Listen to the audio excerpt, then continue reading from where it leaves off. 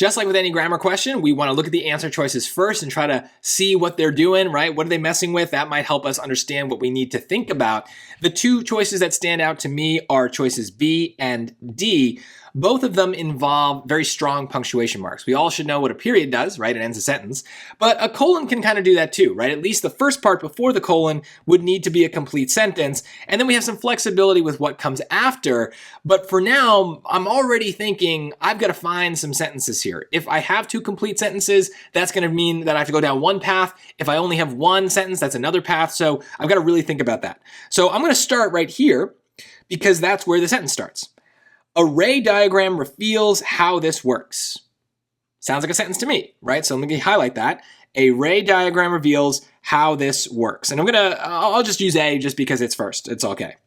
Now the word it's, I don't know if that's going to be there. So let's leave it off for a second. Let's just listen to how it sounds without the it's. Because the hole's small size restricts light to a single ray, all light passing through the hole can only arrive at a single destination, eliminating diffraction and ensuring a clear image. So here we got more stuff going on. Obviously, it's harder to hear whether or not we have a sentence and where it is and what it's doing. Hopefully you can say, all right, this comma at the end is telling me this is an extra clause. Let's ditch it, right? That ing plus the comma, that's a good sign. We've got an extra clause. Plus, we have a little bit of a starting clause. Because the hole's small size restricts light to a single ray, sounds like I'm building towards something, but I better be building towards an actual sentence. All light passing through the hole can only arrive at a single destination. That's a sentence. That could stand on its own. So right now, the fact that I have this yellow sentence and this pink sentence is a deal breaker for choices A and not B. Sorry. Choices A and there it is, C.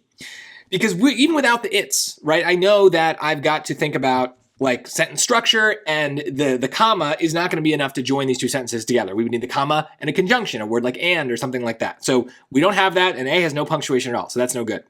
So now I have to think, okay, it's not about the sentences. Both the yellow and the pink is solved by the period and by the colon. That part doesn't really matter. What matters now is the it's. So I got to think about how that's going to affect things. So let's read it because we haven't read that yet. It's because the hole's small size restricts light to a single ray.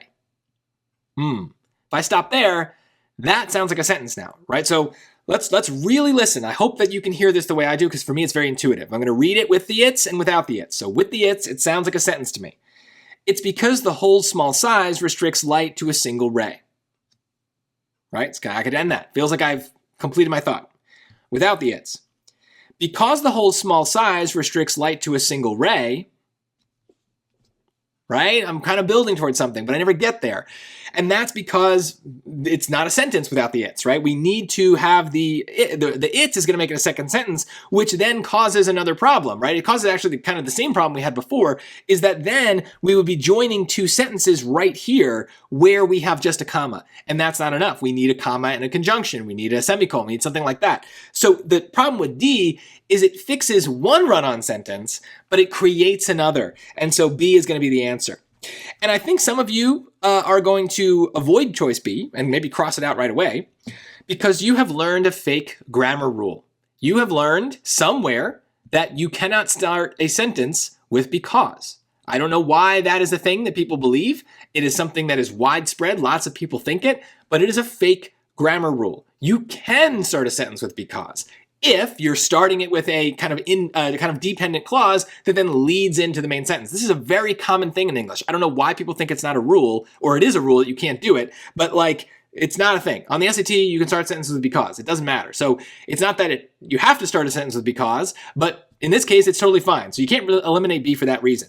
The main thing here is not about the because. It's about the period. It's about the sentence structure, and then what happens when we add a subject into this because clause, we end up making another sentence. And so that I knew from the start, because when I looked at these answer choices, I saw those big punctuation marks and I was like, oh, it's going to be about sentence structure. So I got to pay attention to that. So that's why I say you got to predict what the grammar question is asking, because once you get on that right track, you're not going to be distracted by fake rules and annoying kind of like distractions like the because thing. It's not about that. It's about sentence structure.